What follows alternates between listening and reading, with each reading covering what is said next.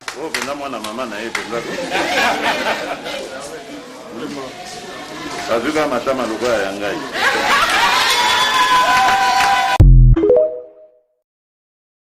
Félix Tshisekedi topesi kombo na ye. Bien que toyebi que aza na diplôme nte oyo kopermettre asala makambo ya premier ministre, mais totie quand même kombo na ye. Félix Tshisekedi topesi kombo na ye. Bien que toyebi que aza na diplôme nte oyo kopermettre asala makambo ya premier ministre, mais totie quand même kombo na ye. Ah, Seigneur de gloire, Congo Bokelengi, mes frères et sœurs, je crois que vous avez très bien les abonnés de Congo États-Unis TV, Bino Bozali présent sur place na live awa, ceux qui vous avez très bien à 100%, Bandeko Bokoti, Bosalanga signe aussi, pour que tous en la page moko, coupure les arrêtés. Donc, ceux qui au côté et que tu me reçois très bien, et que volume mes alliés très bien, tu nous fais signe rapidement pour notre côté Mozindo. N'oubliez pas d'aimer et de partager la vidéo s'il vous plaît, c'est très important. Sokozo Kabiso, manifestez-vous les abonnés de Congo États-Unis TV, ceux qui micro Nabiso les alliés très bien et que vous nous recevez à 100% chez vous là-bas. C'est la réaction la bino bande de Congo États-Unis TV. Les micros, ça va. Bozo Kanga, très bien. Manifestez-vous et nous allons débuter, commencer l'émission. Rapidement ici, Bisika Bozali, Nabanda Kunabino, Mbote, Malamu, peuple congolais. Merci beaucoup, Namoni Batu Babandiko. Voilà, Ezali, très bien, Marie de Jésus. Merci beaucoup. Mbuta, Ngalela. Excusez-moi, tozali koyoka yo kitoko wala mbuta ngalela fou, hein?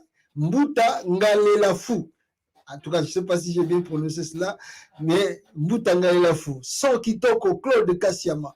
Merci beaucoup kitoko Pasta Jean-Claude Mangala et puis Limbaya Lasconi. C'est bon. Merci beaucoup, Bande Konangai.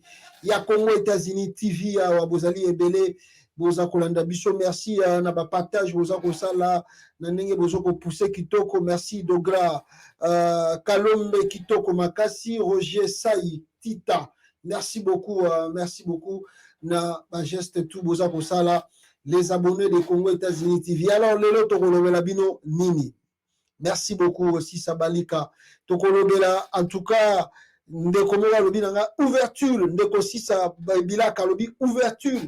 Il y a procès à Félix Tshisekedi. Il paraît la Cour pénale internationale. Il paraît balobi que non, massacre wana salami na Est à Congo. Il faut pas faire la banquette. Est-ce que ça vrai document wana? Tous les faux documents wana. Alors, je ne sais pas si je dois vous montrer les documents en question, mais Tokomeka, Koko Tamozindo sur ces documents en question. Pour la Binope, Boyo Kabiso. Merci beaucoup, Bandeko Bazako, région de Biso, Malembe, Awa, sont les Ali Kitoko. Alors, Tokota la point à Makambuto, l'équipe, parce que Jeune Afrique aussi, Bandeko Nangaï, Papa Nangaï, Edouard, il habite ce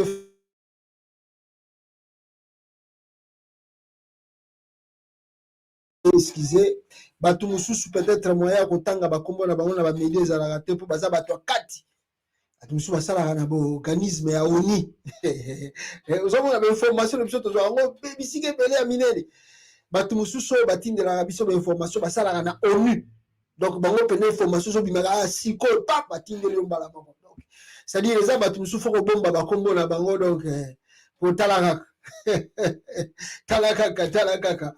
Alors, Papa Langaï, merci beaucoup parce qu'il y a Pessibiso élément Jeune Afrique, Oyo, a Pessibiso Awa, pour Makambo massacre et Salamaki na Kivukuna. Et à travers cela, vous allez écouter comment Jean-Pierre Bemba Gombo a se sentir un peu, il se sent un peu isolé, mal à l'aise. Pourquoi? Bolanda qui na vidéo, tu n'as tu connais Awa, n'a bisa qui vino que Bemba Basimbisi touche. Bon, on a Jeune Afrique Awa. Comment Jean-Pierre Bemba azali kolela na munoko ya mboka après massacre oyo salami na Goma. Mais na kati ya Goma lisusu nous avons appris que Félix Antoine Tshilombo a nommé gouverneur Mokome. L'identité de ce gouverneur est totalement floue. Alors, qui est ce monsieur? Parcours, Azali Nani, tout ça. Oh, Félix Tshisekedi a remplacé la place, il y a Constant Ndima. Et puis, on va revenir, n'est-ce pas, dans le processus, il y a gouvernement à Congo. Oyo, après massacre, on a commis Kosenga, retrait rapide. Il y a force, il y a MONUSCO, ils sont basés dans la République démocratique du Congo. Weranson, c'est que Keba, la main de Dieu, le boko ya nzambe pesa ina sima ya babitumbo toza ko bunda oyo. Weranson, alei na munoko ya mboka. Na Londres kuna na concert ya kende ko beta akanisa ki lokola ba combattre ba menacer était donc histoire de Syrie azui kosiki bota pena pa webi kosiki bota na sirkino tu mutu to avandi na kini surtout ayebi terme wana kosiki bota ezali lokola ba marteau moko boya mulili o ba benga ba marteau ya ba sorcier bomona ga mutu boy paf o paf o makile komo bima ya kufi o ba beta gen kosiki bota. Donc, ils ont le Weranson et le na Londres, na bêtise, on va en parler un peu ici, peuple congolais. Et puis, divers Kozangate, Christian Chiwewe, Azakolela, Christian Chiwewe, est-il aux arrêts ou bien Azali aux arrêtés? Et puis, le cardinal Foudelé Mbongo a sengi na Martin Fayulu Madidi, Azong na processus électoral parce que Bango va surveiller en haut. Est-ce que Martin Fayulu doit revenir ou ne doit pas revenir? Martin Fayulu a la position où Azanango to a zongela processus électoral. Il y a une grande marche au Salamana Belgique le vendredi ici na Kosala Tuna Yamba Wayambo Boyo Kaye Wayambo a expliqué bino marche au Salamana Belgique awa le vendredi pour na kolobela sur massacre Oyo et Salami Nakivu. Nous demandons l'ensemble de nos populations de la diaspora congolaise, bozala na Belgique, na Bruxelles, pour la solidarité envers nos frères et sœurs, Oyo Félix Awutu Koboma Nagoma. Alors rapidement ici toko tamozindo ya makambo eza koleka na kati ya Congo. Mais na lingina bandana na point Oyo bongo toko kota na actualité politique oyo eza koleka na Congo. Mais ndeko na ngai moni Weranson Igwe de la Forêt. Igwe, le roi de la forêt. Abeta musique, ça fait plus de ceux qui 30 ans. Oh, Weranson abeta la musique, il y a ceux qui 40 ans, ceux qui 100 ans, bango bamiku misarande, bamiku misara. Ngana opeto yebite.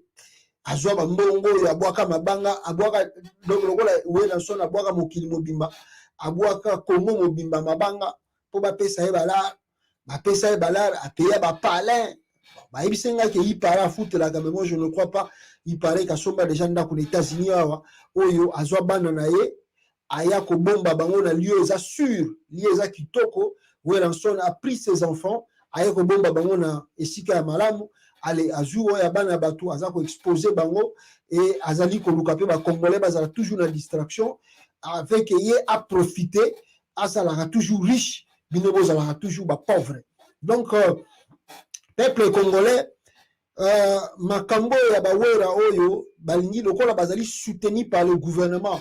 Il y a Félix Antoine Tshilombo bazali coûte que musique fait zonga na kata ya poto. Donc surtout na Europe pour na ebisa ki bino na États-Unis awa Weranson na kwa kobeta na eba tourner na yeme nana wa Holanda Weranson awa na États-Unis d'Amérique. Ah akibaka bango kutute po awa bat baza trop surchargé na ba boulot na bango. Bakini ba misala na bango ba nini bakelanda ba biloko ba Weranson. Mais lokola ba ebi que en Europe moi muke ba laisser aller zali, alors c'est là où ils veulent profiter. C'est comme ça que Weranson ba pekisa ba biloko tout eleki ba nebele alobi ono funa beta kala na Londres bande kolanga ya diaspora président Okito ba sali ba démarche tout administrative ba lakisi na gouvernement britannique que Weranson c'est un élément très dangereux. Il travaille avec le gouvernement en place pour distraire diaspora, pour tinda diaspora ba kenda ko yiba biloko na ba magasin. Bah, ils ont démontré cela au gouvernement british. Le gouvernement britannique aussi atali ba document tout ba pesa qui est administratif ezalaki correct annulé ba concert à Weranson na bandroit tout oyo Weranson a louaki officiellement pour à se produire.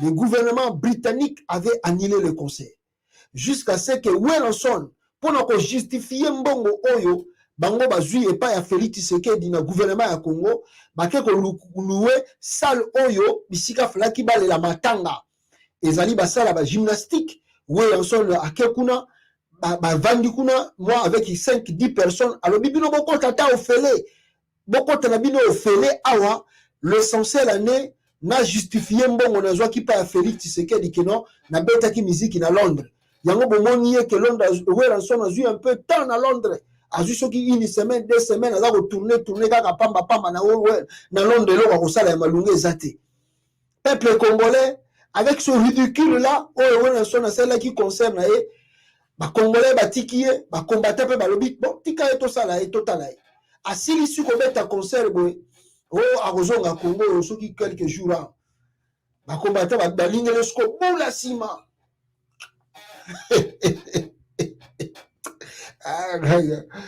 ba combattant balingeli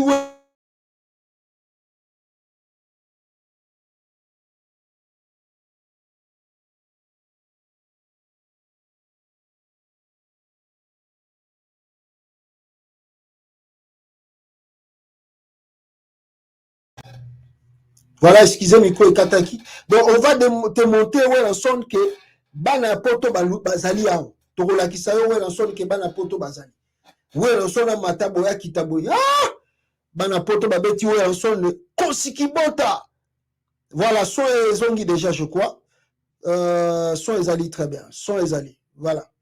Voilà, bana poto babeti Weranson kosikibota peuple congolais de la forêt à Soutou Boye. De la forêt à surtout qui le peuple congolais, je ne vous mens pas. A même qui dit 7 personnes na Londres kuna. Ngai igwe de la forêt na kobeta ba combattant bazanani. Na mwana bisala na wana je n'aime pas citer son nom, c'est un petit voyou qui ne connaît même pas la date de sa naissance, il ne connaît même pas là où il est, là où il se trouve. La benga soki Sankara, elle a vendu ko finga ba bokechua yambo banini. Le monsieur ne connaît même pas sa date de naissance, il ne connaît même pas là où il est. Mais Azoko Finga Bokechua yam. Mawatro na regretté na talega na bimbo. Nzamba ko futa bino. Voilà la réponse de Dieu envers Weranson. Sur 17 musiciens qui na Londres, au moins 13 musiciens, tout la mousi wazaza ba kimi. Mais ba kimi bongo parce que ba combattant basala ki plan moko ya kitoko. Et plein on peut réussir. Ah, ça la bana poto. Ouais, là yo l'équipe yo va dans la king, on va dans Londres. Yo l'équipe bana poto na maele. Oh, bana poto ba ni ba stratégie tout.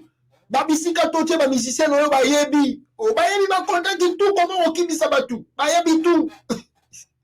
Ouais, la son se retrouver dans l'aéroport avec 4. Les 4 on a kutu bazongi king on a bazo regretter ah obi nga na famille nga ba oyinanga pour la minute on a mutabini Congo obimi RDC wana na ba souffrance tout yo komi na Londres zongi Congo obi nga na famille no ba oyina ba obengo ozando ki famille on la famille te yo komi na Londres zongi pa wera pour wera so na futo combien par mois est-ce que wera so na futa ka ba musicien $100 par mois bon musicien komi na Londres zonga sous Congo 13 musiciens tout la mousi la zaza ba combattant ba lingeli bango boule ba bi ba petit mo bangalo botea biso mo toza ba kolo masono Weranson osala bino rien na potoir to la kisa Weranson ke lokola ya chaki tembe a komona shita sima kosiki bota pa 13 musiciens ba tikali na Londres Weranson azongi na 4. Je vous dis et ça passe si trop bitumba bitumba ozomona ngo eza nzoto pesa ya molimo.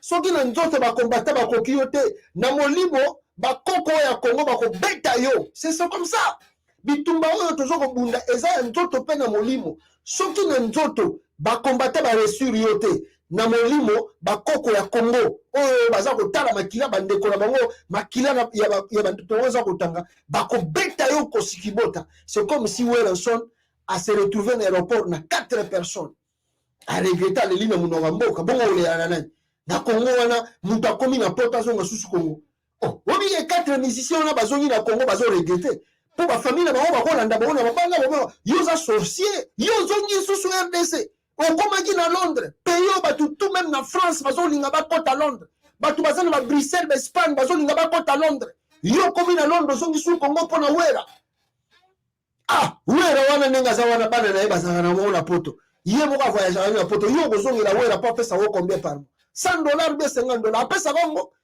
ba musicien tout à Congo ba futa kabino combien donc musicien tout à Congo na poto awa il faut ba wa tout la mushi wa ça cezali tant que ba combattant non tozu solution Congo te o memi ba musicien na poto ba okima zera bo mona ho wera soni ye à l'élite chaki tembe nga igwe kasi igwe de la forêt au moni de la forêt ne sali makamona na Londres ba combattant ba beti il y a des sous na misusu tozo là et puis en même temps wera soni azoye baté que des dossiers na eba kisami pour tout la liboso ya na Londres musicien moko atikanaki tout le sous wera soni na Londres 13 musiciens batikali donc ezali ozoko sala immigration clandestine donc on wera soni ozoko sala babenga ngo immigration clandestine oye na batu okotisi bango na poto et puis batikali donc ezali ozoko sala copie ya mabe donc yo wera cha susu conseil na poto komona ba bikanda oto kokoma na ba préfecture wana o regretter cha susu conseil na poto total bien fali ou bien nani msusu akoya sima toujours la bino boya à travers dossier wera o tozu ba déjà ma mikanda to kokotisa sukoyo soki musicien là on sala ba aventure pour wera so la sali immigration clandestine or que na Londres bazo linga ngo suste boya les sous na ba musicien toujours la bino alors peuple